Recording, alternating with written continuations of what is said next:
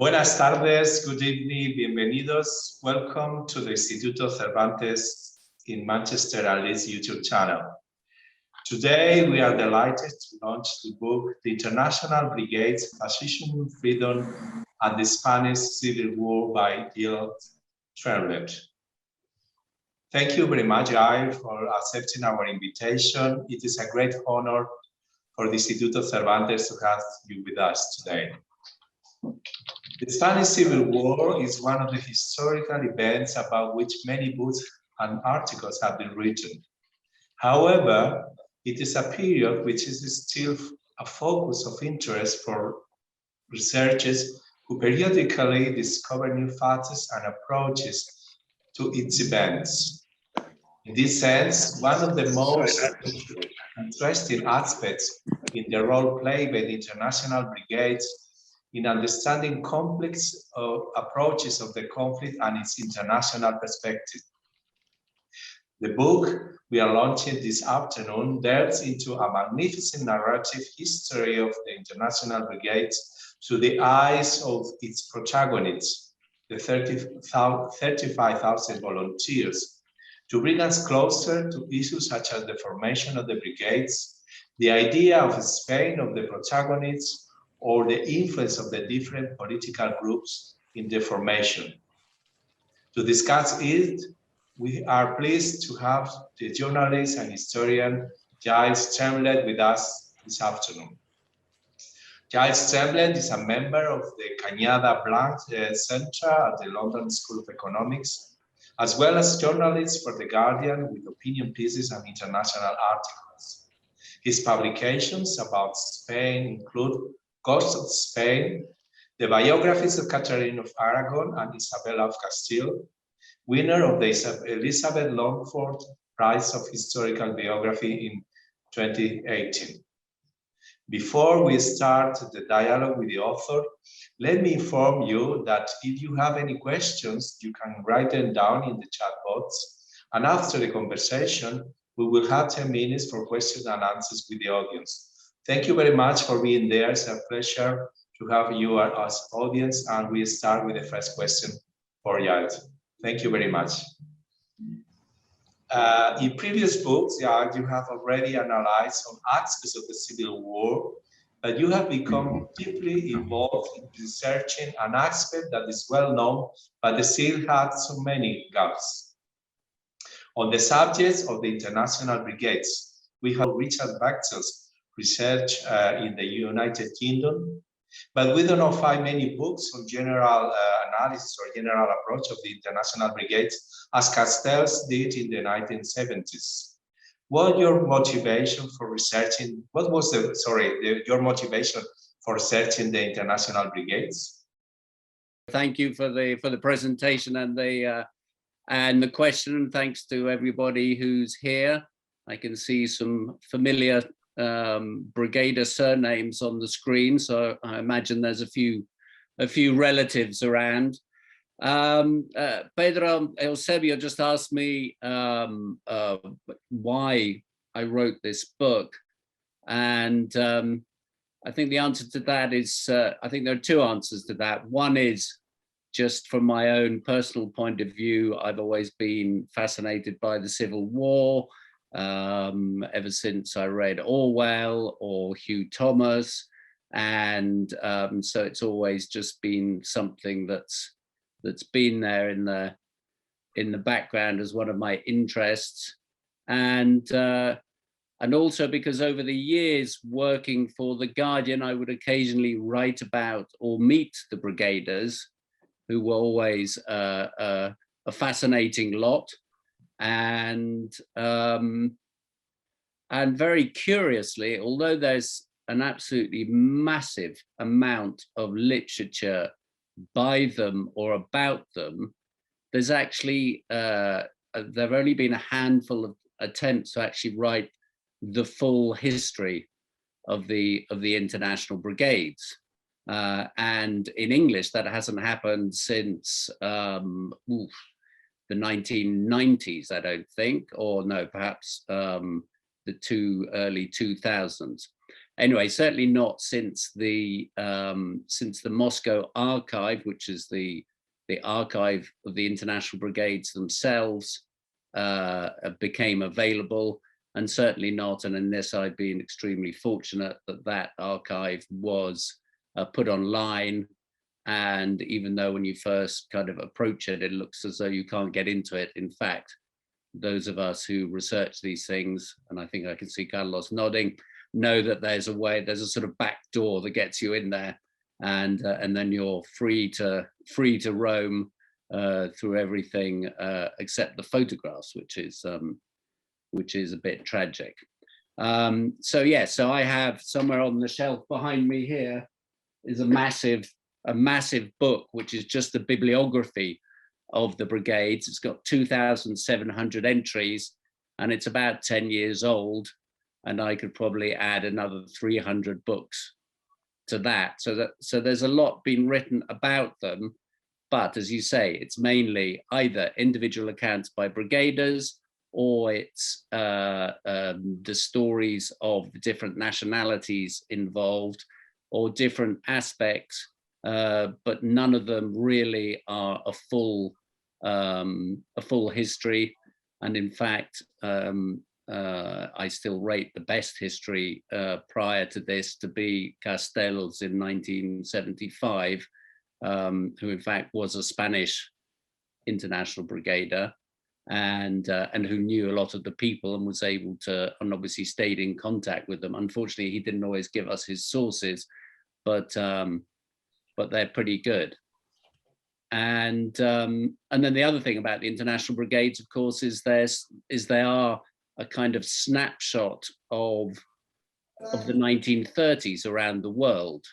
We have so many nationalities. There are 35,000 foreigners in the international brigades. There are 60 plus nationalities, and each brigader comes with their own story, and each brigader comes with their own sort of political backdrop.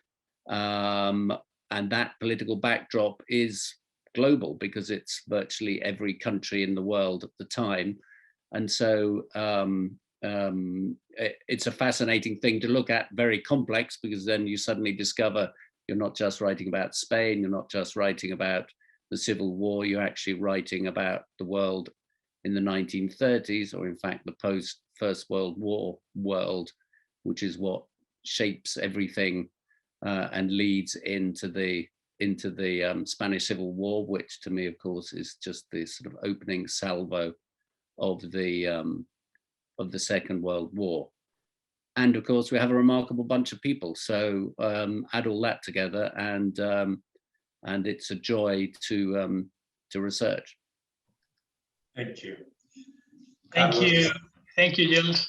Well, I would like to focus as well in the resources that you need for this research, because I think that one of the most complex issues in analyzing the international brigades is the search for information, because we can find archival documentation in Moscow, but in different places of the different nationalities of the volunteers, as well as the large numbers of unpublished memoirs or literature published in the recent years. It's a lot. For example, I know the case in the UK, and there are a lot of new memoirs each year. How was the whole process for searching the documentation and the resources for the book? Well, I mean, the whole process was very complex, but simply because of the number of different sources and the fact that they don't always agree with each other. I like to bring up the example of Marshal Tito, the Yugoslav, the leader of communist Yugoslavia, who helped recruit people for the international brigades, Yugoslavs, who made up quite a large contingent, and helped them come to Spain, but never came to Spain himself. Well, I've read at least 3 memoirs where people have eyewitness accounts of meeting him. And that also suggests that the memoirs themselves need to be read very carefully. You know, there's a sort of mixture of things going on there. Some memoirs are written sort of 20, 30 years, 40 years afterwards, and that's, you know, all our memories begin to sort of, you know, get mixed up by that stage. And also we've told the stories so many times and quite possibly made them better as we've told them, that it's quite normal for that sort of thing to go on. At the same time, there's a lot of conjecture in the memoirs. It's been very interesting to see how really a soldier on the front understands just about what he can see, but very little else.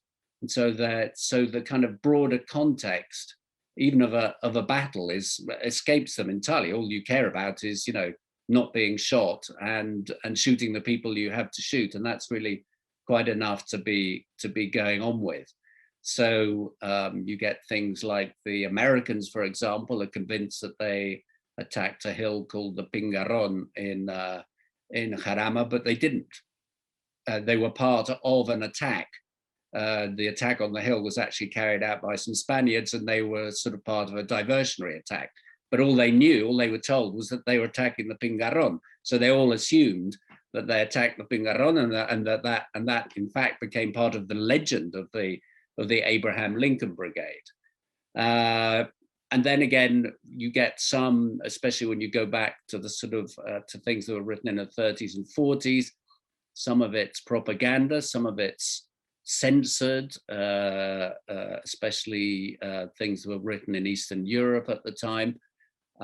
So that's all very complex. And then you've got the archives, which are everywhere. In this case, I've been from Warsaw to Stanford, California, with lots of stops in between in Spain and Britain and Holland and other places. So there's masses of stuff, and there's masses of diversions, and there's plenty of gorgeously interesting rabbit holes to disappear down if you want to as well, because there are so many different sort of fascinating stories or elements to chase as you go along. In the end, actually, the International Brigades archive itself has been really crucial, because in there you find internal reports on events, on battles, on things that have happened, which are obviously only for internal consumption. They're not even to be sent, you know, higher up the ranks of the Comintern. So they're not written with particular political precaution, shall we say, and often those have been absolutely key to pinning down the facts. So lots of archives, which is a lovely thing, and lots of books, which is another lovely thing. And very interesting, but just a huge mass, a really vast mass of stuff that has to be sifted through. And I'm absolutely sure that I haven't read it all, and I'm absolutely sure that there are things I've missed. That's why this book is so thick, because there's sort of 100 pages of notes at the end.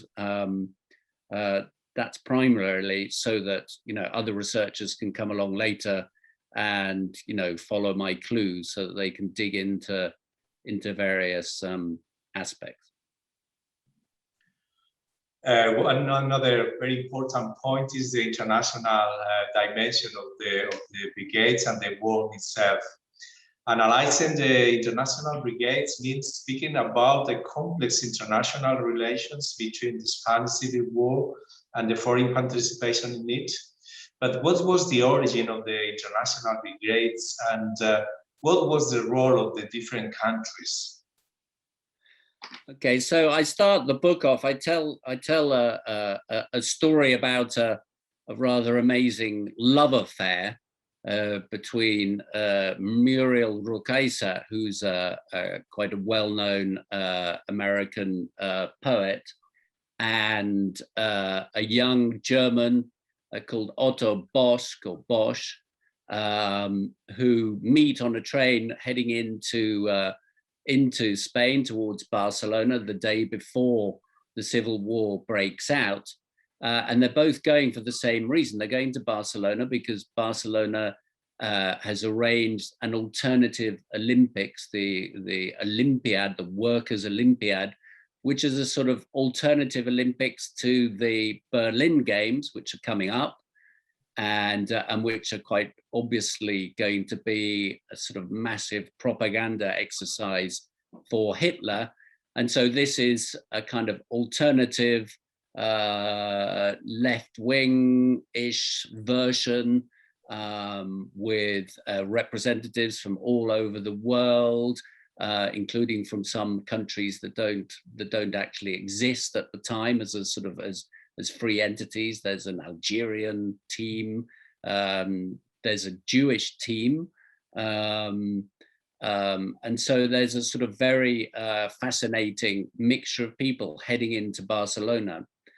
And they never get to do any running or throwing or sport at all, because the night or in the morning that these alternative Olympics are meant to start, the Civil War breaks out. And the Civil War, as I'm sure most people know, is basically a coup by reactionary military officers like Franco, and with some support already in advance from Mussolini. And so there's a coup attempt on the day. That coup attempt, I have to say, fails, because a coup normally takes 1 or 2 days to succeed or fail. And in this case, it failed in Barcelona, it failed in Madrid, it failed in most of Spain.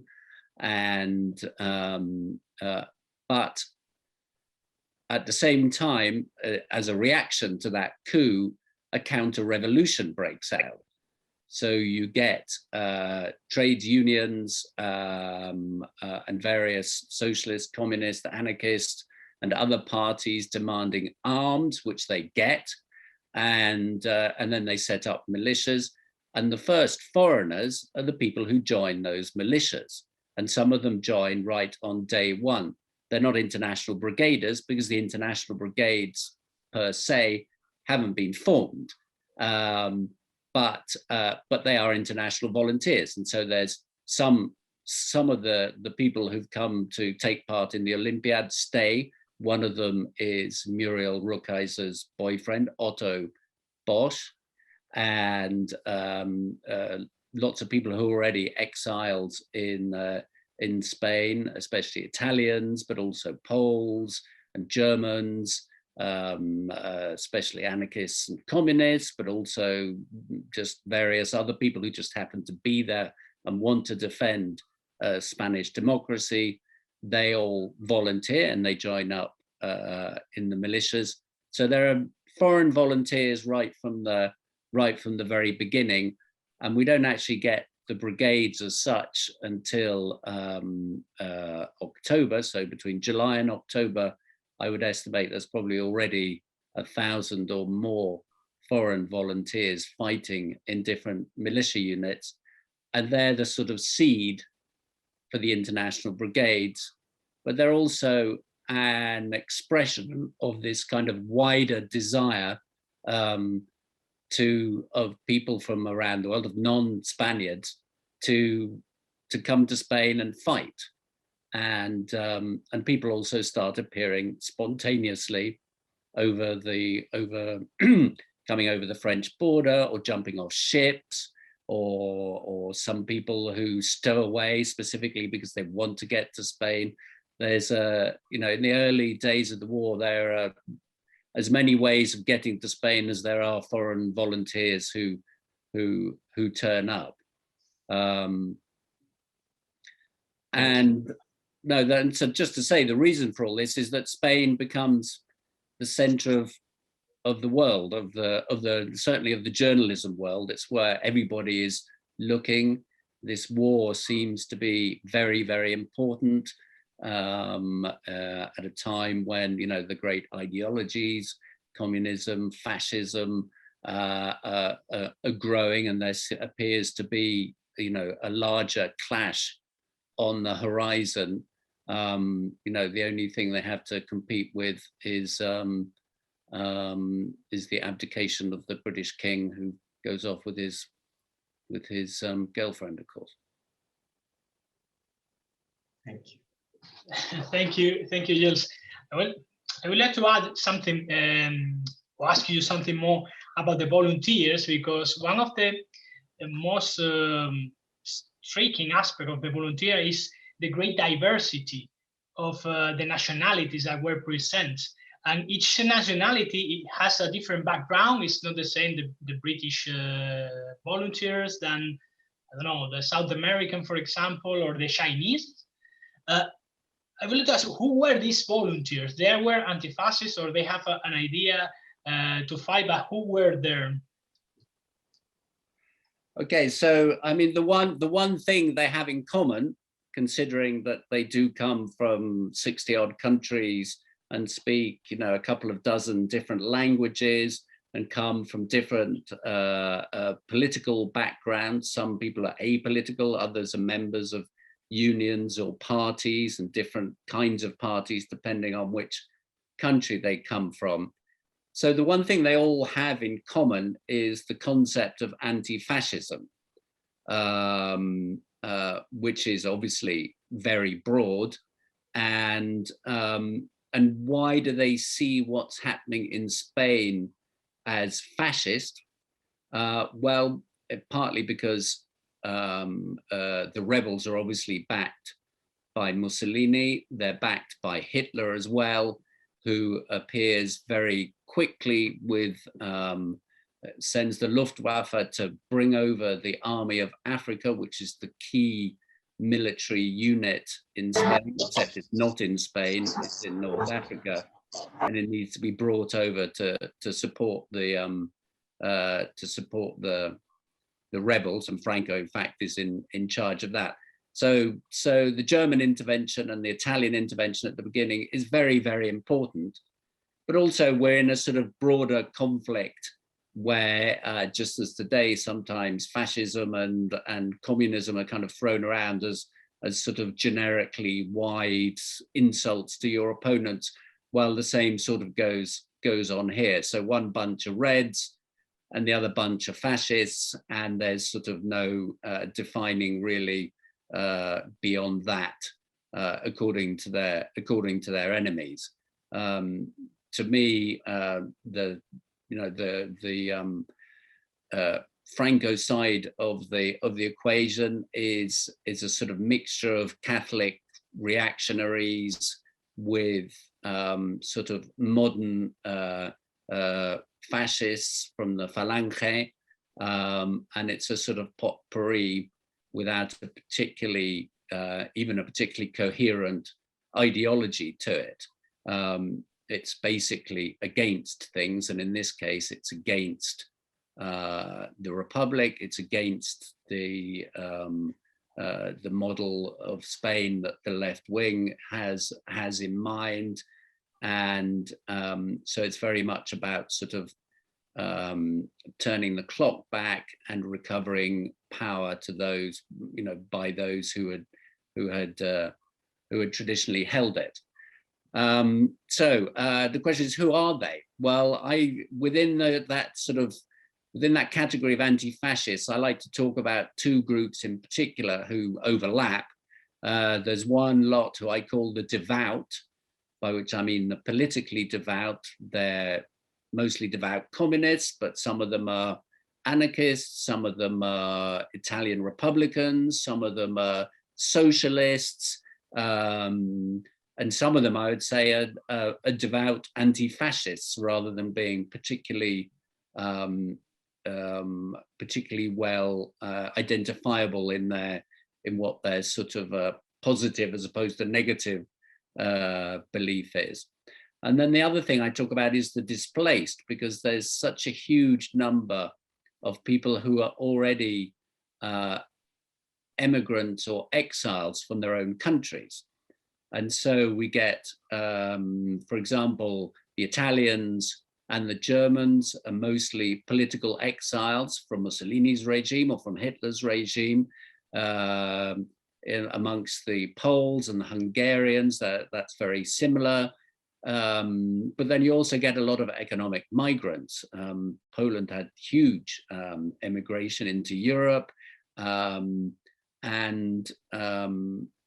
across into the United States and North America. And actually the people who arrive from North America are often themselves already migrants, or certainly the children of the offspring of migrants. So they're already a fairly mixed bunch in that sense, none of which, or perhaps which highlights just how extraordinary it is that 35,000 of them should come together in a single cause at a time when, when the observers in the 1930s, the journalists, the war correspondents of the time were writing about them and looking for somebody they could compare them with in history. They look back and they look back and they look back, and the only thing they could find was the Crusades. And the Crusades, of course, were centuries and centuries before. So it really was a very unique outfit, and immensely interesting to many people at the time, and not least because they were often well connected in political circles, and so that meant there was a sort of feedback loop, shall we say, where people became more interested in Spain because they were there, so more people went, so more people became interested, and Spain was the sort of let's call it the Vietnam of its day. It was the one war, the one subject that everybody obsessed about, that everybody talked about, and that was debated incessantly in Parliament, in Britain, in the White House, in the Kremlin, in all over Europe. One thing I will say, just to put a bit of historical context, is that across Europe, which is where most of the brigaders came from, after World War I, there'd been a sort of move towards greater democracy as new countries that had, especially those that had emerged from the Austro-Hungarian Empire, sort of built up their institutions, and all that was already beginning to crumble by the time the Spanish Civil War broke out. So there was something wider and broader going on, and Spain was the place where, if you wanted to do something about it, you could go and you could fight. And a lot of those brigaders said, and it's repeated time and time again in memoirs, I am here to defend London from the fascists. I am here to defend Jerusalem, one Palestinian says. I'm here to start the recovery of Rome, etc., etc. So there's this idea that Spain is the place where the battle is starting, and even though most Western European governments and most democratic governments are not interested, and we'll go into that later, if you feel something has to be done, Spain is the place you go to do it. Thank you. The International Brigades also had the support and participation of intellectuals from different countries, such as Edmund Romilly, nephew of Winston Churchill.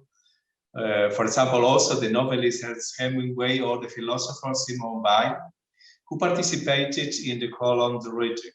What role did these intellectuals play in the brigades and also in the world as a whole?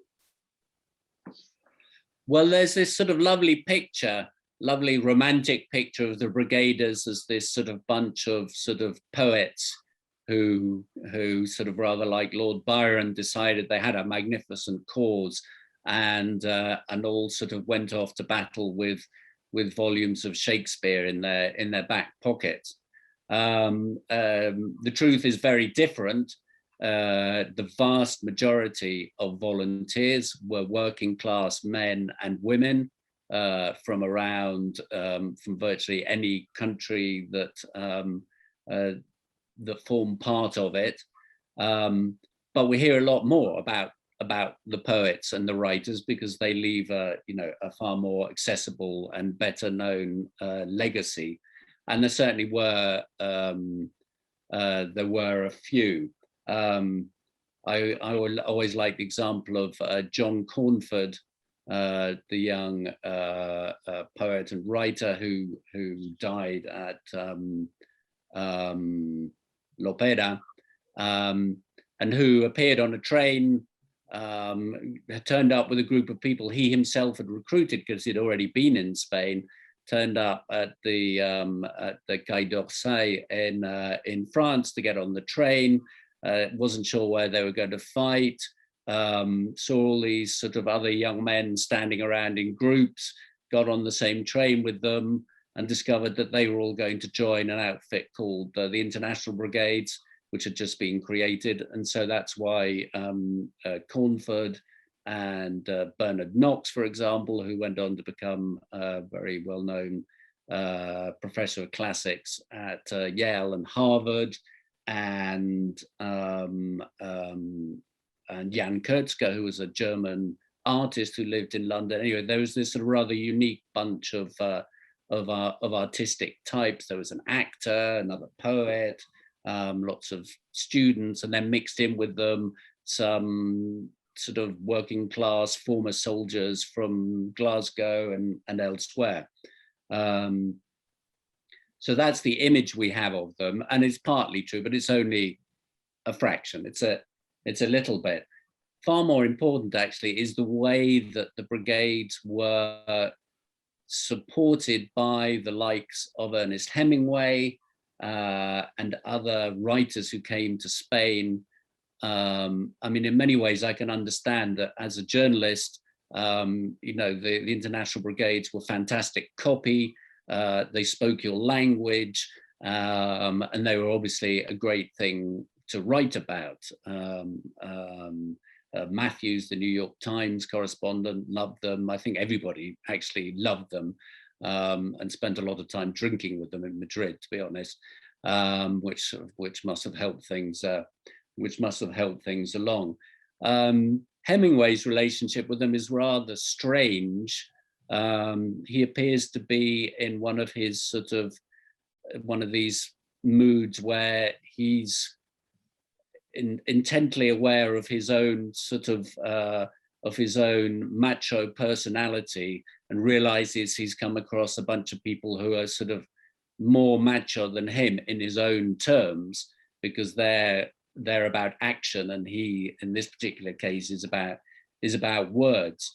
And there are moments where International Brigaders get completely irritated by him because he's sort of hanging around all the time and pretending to be important and know and tell them what to do. But he also becomes very, very good friends with some of them. But he also has a few kind of poisonous moments where he kind of hates a few of them, and can be very nasty about them. Gerda Tadon, who was the photographer, the Polish woman photographer who teamed up with Robert Capa. In fact, she was half of Robert Capa. She took a decent amount of the photos. He hated her. He hated her because I suspect because she got to the front line far more than he did. And therefore was sort of, braver and bolder, and that wasn't meant to be, the way things were, the way things were meant to be in Hemingway's world. But the support of the Hemingways was vital. Hemingway actually made a film. That film was shown in the White House, and he gave money to the brigades. He gave money to the ambulance service. So he really lived it very passionately. Afterwards, of course, he had a bust up with the brigaders, but he also got something that he very much wanted, which was a decent novel, For Whom the Bell Tolls. Partly in Spain, he'd been seeking inspiration from the sort of rugged virility of warfare, shall we say, and he certainly found it. There's in an archive somewhere in Illinois, there's a little note he writes to someone where he claims to have gone on a behind the lines mission, for the Republic, which is fascinating and might be true, or it might be a little bit of Hemingway-esque sort of, bigging himself up. But anyway, all that was very, very important. The brigades got an awful lot of press coverage. Perhaps one of the few people who was vaguely critical, but not even directly, was George Orwell, because he got caught up.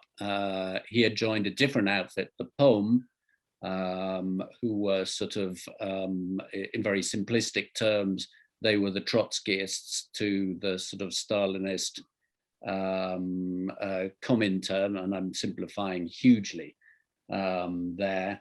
And in fact, Orwell's aim when he went to Barcelona in May 1937 had been to join the International Brigades. He was fed up with the POM, which sort of did not very much on a very sort of boring front in Aragon.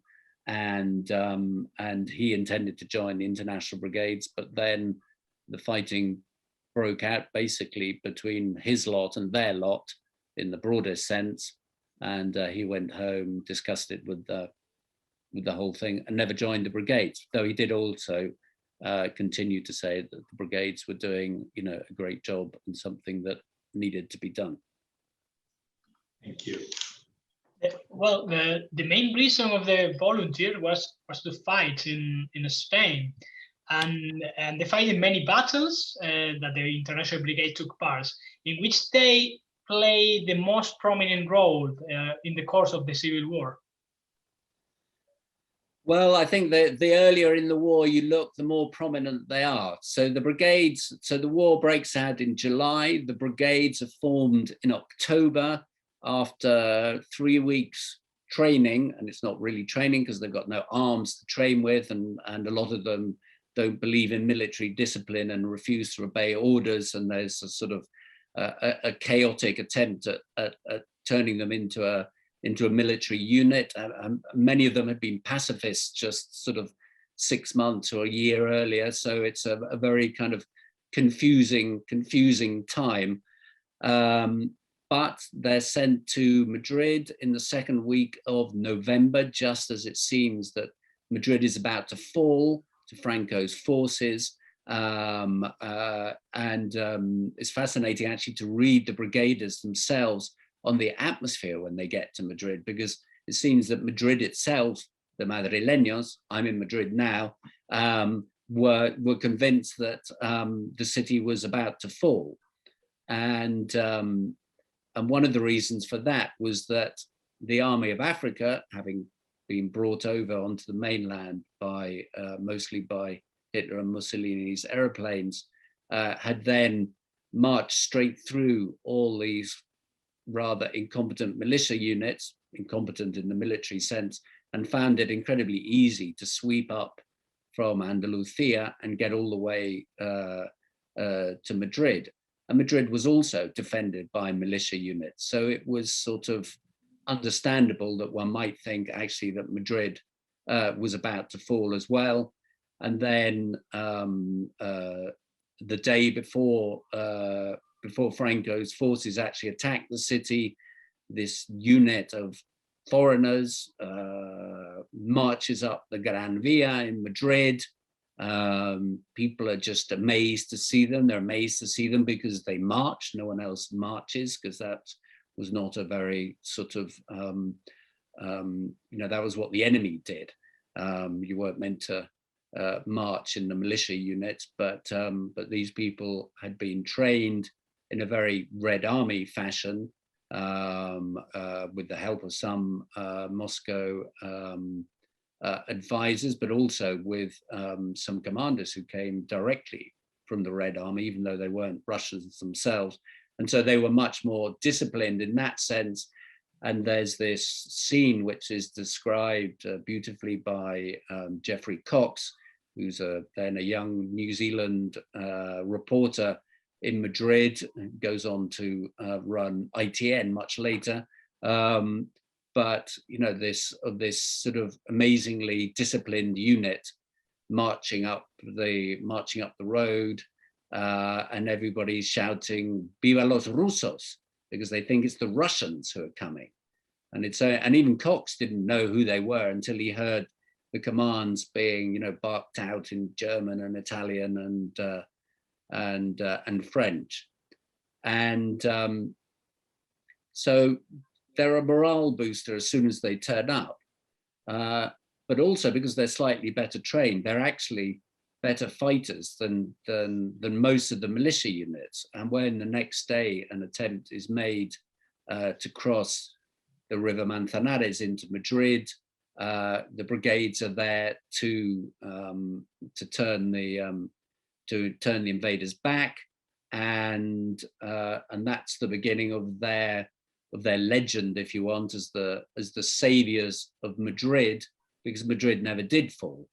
A later attack took the university city, which then was on the outskirts of Madrid, and the brigades were called back to prevent that attack going any further, which they did. There was then a huge problem because the brigades, or rather the brigades publicists, shall we call them, made out that they had saved Madrid, that very specifically Emilio Clever, who was their general, in fact, his real name was Manfred Stern, and he was an Austro-Hungarian, but a member of the Red Army, and that he had saved Madrid. And that's not true. Everybody saved Madrid, everybody who was in Madrid at the time. But I always say that if you had taken one unit out of the line, then Madrid would have folded. So without the brigades, it's quite possible that Madrid would have been captured, just as it would have been captured without the Asturians who turned up, or the Basques who turned up, or some of the Catalans who turned up, or the Madrid militia units themselves. So it was a sort of massive joint effort. But if you take away one bit of it, I think you would have found Madrid collapse. So they're very important, basically, in saving Madrid.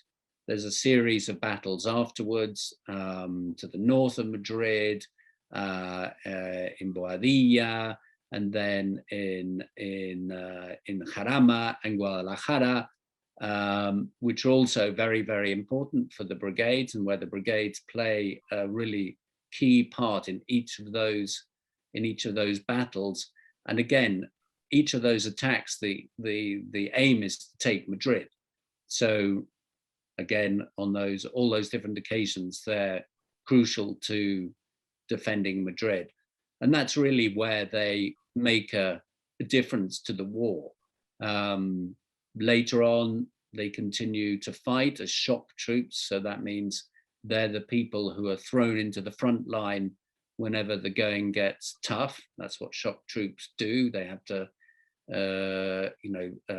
defend. They're the first line of defense against an attack, and they're the first line of attack when you're attacking the enemy. And so that's a role that they carried out all the way through. What happened was that the Republican Army got much better, and so the brigades themselves didn't, by the end of their time, were no better than the other units. They were certainly still very, very brave, but they were just part of a wider, well-organized army, which is why, in fact, the foreigners amongst them, those who were left, could be removed as they were in 1938 without sort of damaging the Republican Army too much. Thank you. And now we must also mention the role of the many British hats in the International Brigades, with the configuration of the British battalion that was originally located in Manchego town of Madrigueras. How many were there, and how important were they in the International Brigades? Well, they're about, I I think there are about 4,000, maybe less, British and Irish volunteers who were generally mixed up together, not always happily, I have to say, because many of the Irish volunteers were also IRA men, and some of them, in fact, went off to join the Americans. But in terms of 35,000 total, that's obviously not a huge number. And we have this idea, and especially in the States, that the International Brigades were this sort of massive Anglo-Saxon unit. They weren't. Let's say a fifth to a quarter of them might have been from English-speaking countries, but the others weren't, which is why English wasn't really much of a lingua franca. People spoke French more. There are even moments where Yiddish is spoken, because so many Jews appeared from different places, from Poland, from Hungary, from the United States, from Canada, from Britain. In proportional terms, the Jews far outweighed, they punched far above their weight in the populations of the countries they came from. And that is repeated actually in virtually every single sort of national cohort, which is why the brigades also provide a narrative of a first Jewish armed resistance to fascism, which has become very appreciated over time. It wasn't to begin with, and in fact, some of the Jewish volunteers who came from Palestine, as it then was, the British protectorate, were criticized heavily back home because there was another conflict going on with the Arabs, and that they should have stayed at home to defend their fellow Jews in Palestine. Nowadays, it's recognized that actually they were a hugely important part of the International Brigades, and not just that, but also in the years afterwards, when they went back to their countries of origin or the countries they were living in, they then actually many of them played a key role in resistance movements. Many of them ended up in Auschwitz or Bergen-Belsen or other camps, and in fact helped to lead the internal resistance in those camps. So when those camps are liberated, in the last day or two, there's often a rebellion by the inmates, and those rebellions were led by international brigaders, and often by Jewish international brigaders. Thank you. I answered the question. I can't remember what it was now. I have started asking about the British nationals in the International Brigades, but then you have spoken about the obvious fact that the Jewish community from many different countries was very important. Yes. Well, I mean, just to carry on, the Jewish part of the British brigade was very important. The British are interesting in the sense that they're quite politically, they're quite broad ranging. Remember, this is an army that explicitly embraces the idea of the People's Front, which is the political alliance that had been ruling in France or had been ruling in Spain. And it's also interesting to see how some people on the right were fascinated by them. And a young conservative leader called Ted Heath was in contact with them a lot and went out to visit them, and was a huge admirer of the International Brigades. There was some dissatisfaction, though, with the Labour Party, which took quite a long time to get on side. So there was, a bit of infighting on the left in Britain about exactly who the brigades were and what they were doing. But, in the end, there was a vast array of people, mostly recruited via unions or via the Communist Party. Thank you very much. Thank you, Giles. We can move on asking about the women in the Spanish Civil War, because at the beginning of the war, many women were placed in the militia, in different places of the front, such as the aforementioned Simone Weil, or, for example, I remember Felicia Brown, the British sculptor. What role did the women play in the International Brigades?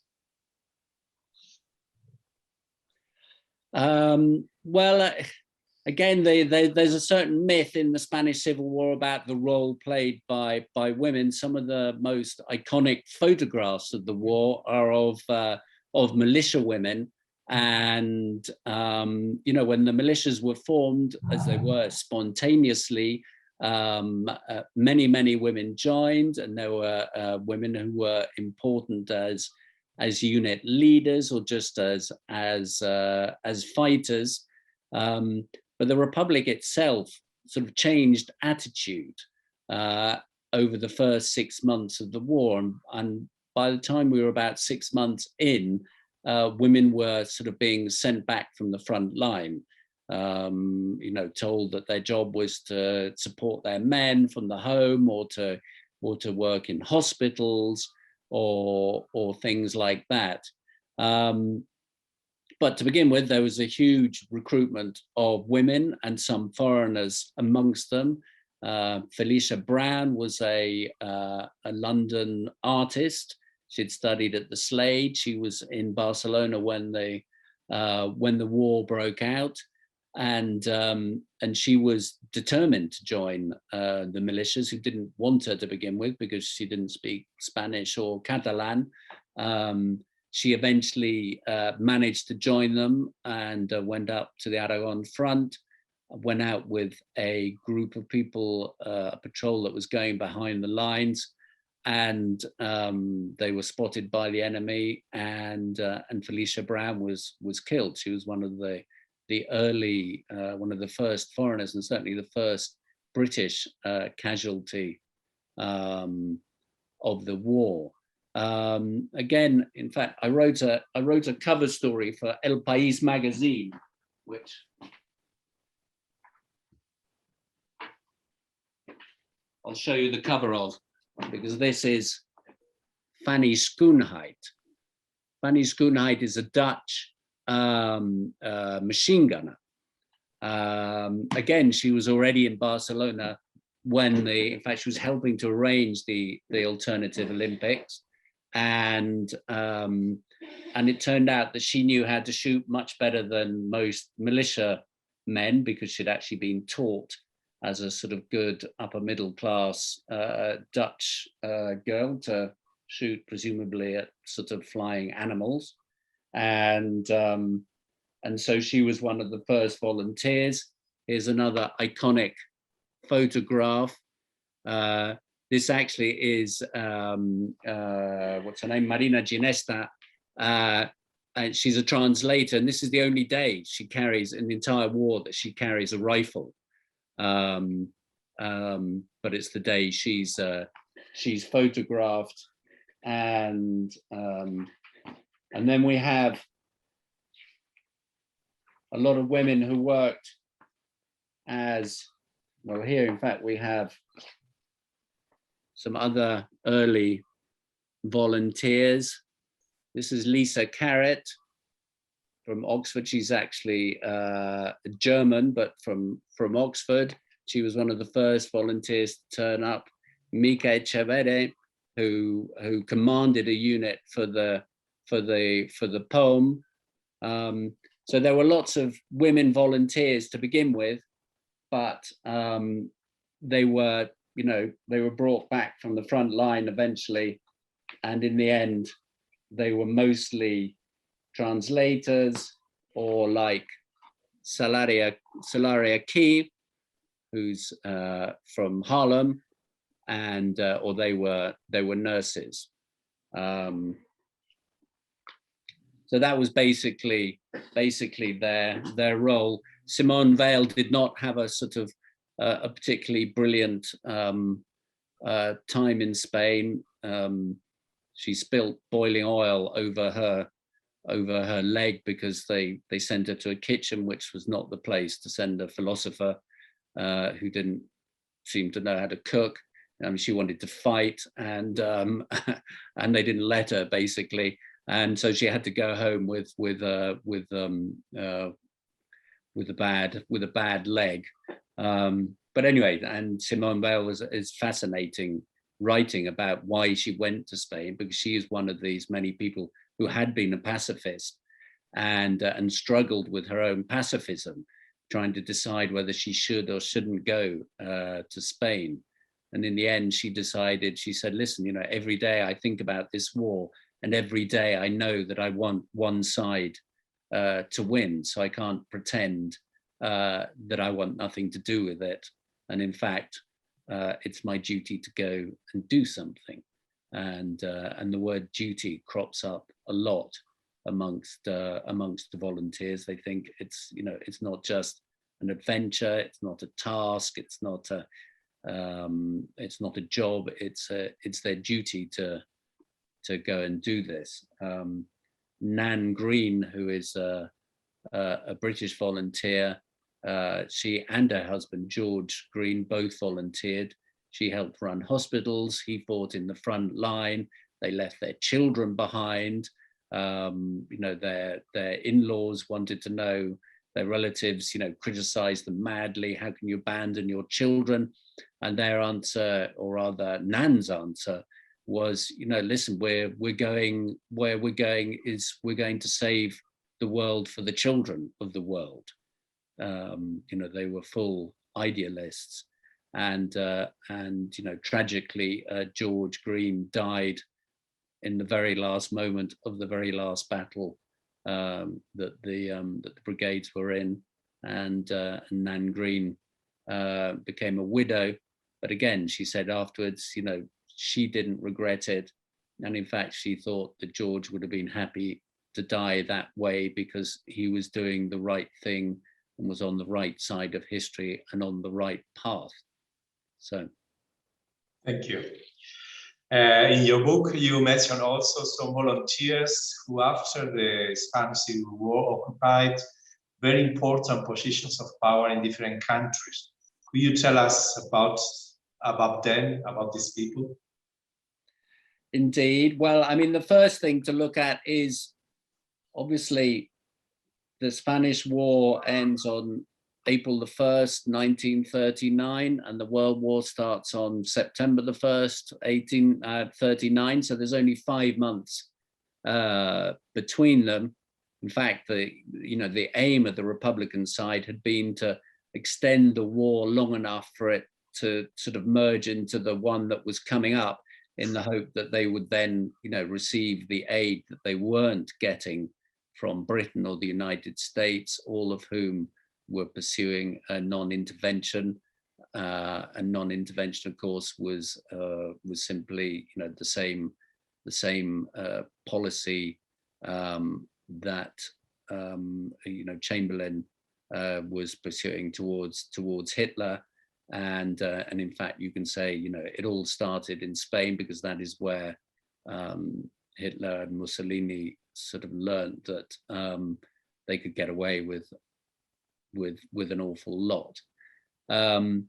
So most of the brigaders go home in 1938 or 1939. A lot of them are locked up in I don't want to call them prison of war camps, in camps on French beaches. That's because they don't have anywhere to go to. The Germans can't go home, the Italians can't go home, the Hungarians can't go home, most of the Poles can't go home. So there's a huge number who don't actually have anywhere to go. And when the war breaks out, a lot of these people automatically join the resistance. And in fact, they become incredibly important in the resistance. The first assassination of a German soldier in France, in occupied France, is carried out by Pierre Georges, also known as Colonel Fabien, who actually has a metro station named after him in France now. He jumps on the metro and kills a a German officer and runs off. The second assassination, and these are things de Gaulle, by the way, is thoroughly against. He doesn't want a sort of proper armed uprising yet. The second assassination is also carried out by brigaders, and pretty soon you find that all the resistance armies around Europe, the brigaders are playing a very important role, which is sort of logical because they've got military experience, and so we find the Italian armies when Bernard Knox, who's this future classics professor, joins what will later become the CIA. But anyway, he's parachuted into Italy to coordinate with the partisans, and finds that the person he has to coordinate with realizes he's speaking this weird Spanish-tinged Italian, and they work out immediately that they'd both fought together in the International Brigades. And he said, and things went very smoothly from then on in. The resistance armies in Yugoslavia, particularly, were all led by international brigaders, and in Italy, for example, when Mussolini is finally shot, there's a group of 3 people who take him off to shoot him, and it's the gun belonging to one of the 3 is an ex-brigader, and it's his gun that delivers the coup de race. No? So they're incredibly important during the war. And indeed, when Paris is liberated, there's another former brigader, Raoul Tanguy, is in charge of the resistance in Paris. He's the one who gives the orders for Paris to rise against the occupiers, and basically sparks the fall of Paris, which, as every Spaniard now knows, was initiated by a small unit of tanks driven by Spaniards who had been Republicans. So that's just a sort of a very sweeping picture of what they got up to in the war. I would say that the brigaders were fighting 3 wars at the same time, or 3 battles. One was to save Spain, or to save Spanish democracy. That failed. One was to defeat global fascism, and that is what they achieved eventually in 1945. If we see their war as a 9-year war, not a 3-year war, then actually, or an 8-year war, then actually they get there in the end. And their other battle, of course, was to persuade everyone that fascism had to be fought with arms, which not everyone was convinced of. And it wasn't until Hitler invaded Poland that suddenly everybody in Britain became anti-fascist. Not everybody was by any means, and in that moment they also win the argument, shall we say, that fascism would have to be fought with arms, and so they had been right. The trouble is, as Bernard Knox found out when he interviewed for his PhD at Yale, he was interviewed by someone who looked at him and said, so you're a premature anti-fascist then? Which he was always perplexed about, because he couldn't quite understand how you could be a premature anti-fascist. He thought you just had to be an anti-fascist, full stop. So that's on one side. Then what happens is in Eastern Europe, behind the Iron Curtain, as communist regimes take over in all these countries, and the Russians are looking for people, the Soviets are looking for people they trust to run the new regimes, the International Brigades are there as well. Why? Well, because they're proven anti-fascists, and more importantly, many of them are already communists. They're also military men, so they're very suitable for taking over armies and police duties and that sort of thing. But they're also, many of them are senior communists from their own parties, and they end up running the sort of pre-East European, East German government is run by, I think it's Hans Rau, who is a brigader. The Stasi in East Germany is set up by a brigader, by General Zeissat, and is then run for almost its entire existence by another brigader, by Erich Michael, right up until the Iron Curtain comes down, in fact. So for good or for bad, they form part of the governments, and there are many ministers and many deputy ministers and many police chiefs and many generals from really what's actually a very small sample of people. And that goes for Yugoslavia, goes for Bulgaria, the Prime Minister of Albania at one stage, Mehmet Shehu, I think it is, the Prime Minister of Hungary at one stage, numerous foreign ministers.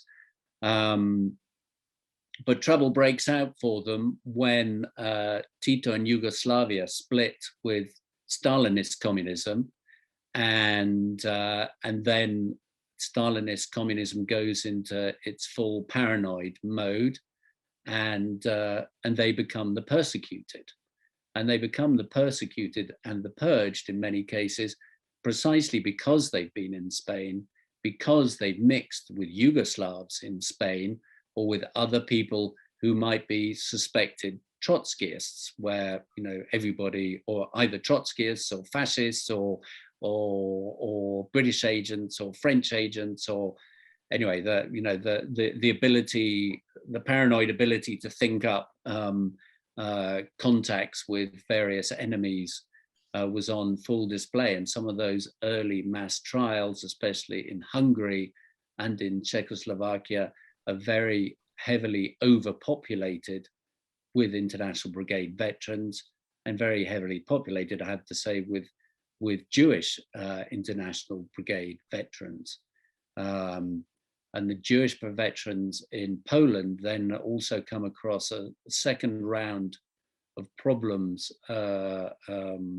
when the Six-Day War happens, because Poland turns on its Jews, and many of them are then forced into exile.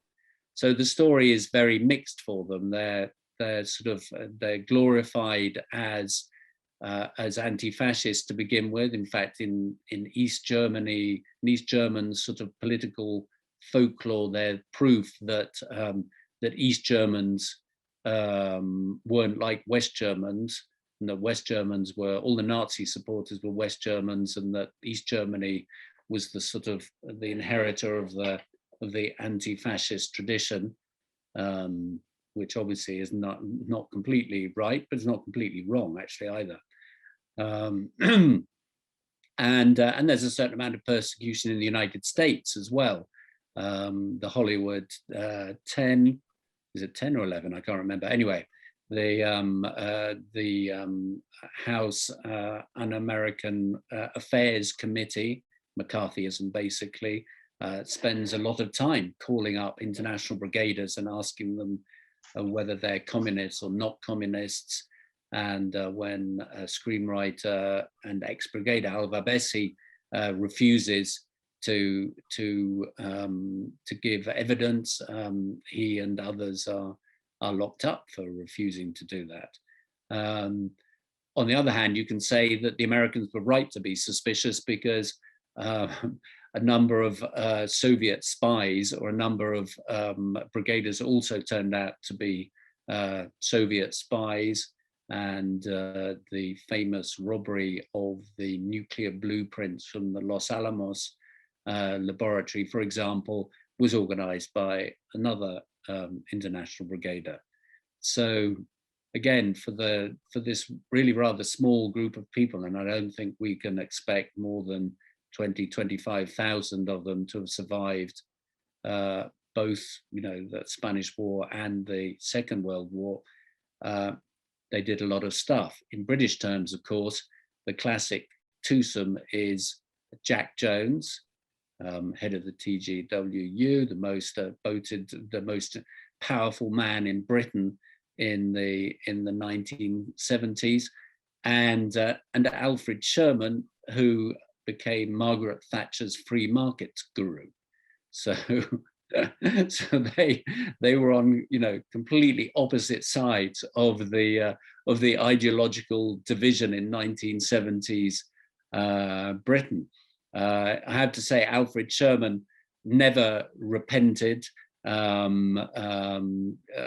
Thought he did the right thing to join the brigades. I was on Michael Portillo's radio show, Times radio show, the other day, and Michael told me about when he went to one of the brigades events at the memorial in the Jubilee, what's now the Jubilee Gardens, I think, on the embankment, and there was Alfred Sherman, Edward Heath, and Michael Portillo, all for the same event, where many other people were, Jack Jones and the rump of the Communist Party of Great Britain and the left. So they must have been a lot of fun. Thank you. Maybe we can go now for the questions from our audience. Please, Carlos, go ahead with the first one. Yeah, well, we have a few comments and questions as well. For example, Eddie Fox said, "I'm a great nephew of Ralph Fox, and I have long been fascinated by not only his history, but by the whole issue of why so many unmarked graves have remained unidentified over so many decades, and in particular, with foreign governments seen to have done so little to pressurize the Spanish government to identify these graves and commemorate them as they deserve." Well, that's a very good point. Ralph Fox also died at Lopera. He joined Cornford's group eventually, and that was a very horrific battle. And I described the way the bodies were disposed of actually at the end of that battle, which basically they were piled up and set fire to. And for years, children in the village used to play with the skulls of dead brigaders that they found around the town. So that's a sort of rather tragic thing, and I do agree that that various countries should be doing more to look for their volunteers. It's a very difficult task, I have to say, because the volunteers often died in battle and were buried on the spot. We haven't found Oliver Law, for example, the first Black American to command white American troops when he led the Abraham Lincoln Brigade. I've been through the little cards, the index cards for the cemetery in Fuencarral here in Madrid. And especially in the early days, they didn't know who their dead brigaders were because there was so much chaos. They hadn't actually got round to any decent record keeping. So you just get comments like, seems to be African, or has a tattoo of Popeye on his arm, or, and we don't know anything more than that. Of course, when it comes to digging up graves, Spain is still in the middle of a rather long, arduous and fractious process of digging up the graves of people who were buried in mass graves all over Spain after being liquidated by death squads of different kinds. Thank you. Now we have a question from Yeof Corre. He says, Giles stated, you have stated that the motivation of the volunteer was broadly anti-fascist. Did they see the Civil War as a test case for the democracies in the looming clash with Nazism and Italian fascism? Yes, very definitely. That's exactly how they saw it. I mean, it's interesting because some of them barely knew anything at all about Spain. I mean, I talk about this category, the displaced, who are the migrants, but anyone else who wasn't an emigrant already or a sailor, and there were lots of merchant sailors who joined the brigades, probably had never left their own country anyway. So coming to Spain was, you know, a remarkably shocking cultural experience.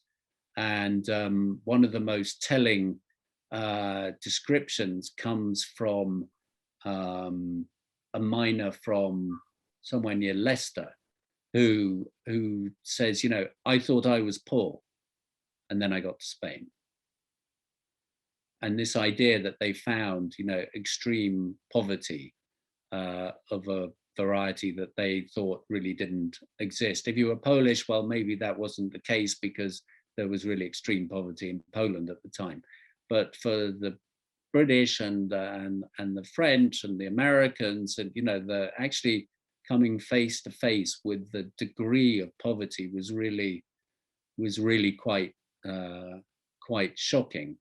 But that said, you know, most of them were, you know, first and foremost thinking of the wider anti-fascist fight, and that this was the place to do it. I mean, the German Communist Party came almost en masse because they had nowhere else to be, and you know, and I quote one Italian who says, you know, I don't know what we would have done without Spain.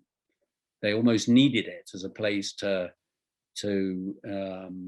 continue their lives and make sense of their lives, especially if they were, you know, long-term militants in a party or a trade union that had been banned. Okay, I think we will go to the last question. What impact do you think that the International Brigades had on delaying the eventual outcome of the Civil War? I think I would have to say not a huge amount, in the sense that to begin with, let's say that the Civil War could have been over very quickly if Madrid hadn't held out. And in that sense, they were crucial to preventing the war being over in, say, a year or 9 months. But when it came to extending the war any further, I don't think their contribution was any greater than that of other units in the Republican Army. I mean, they fought extremely bravely in the last battle at the Ebro, which was a huge battle and a huge slaughter on both sides. But by then, you know, all the Spanish units were as good as, and in some case better than the brigaders. And also, actually, by then, the international brigades were more Spanish than international. If you actually look at the figures for how many foreigners were in there by the end of 1937, when I think they reached a peak of 42,000 people in the international brigades.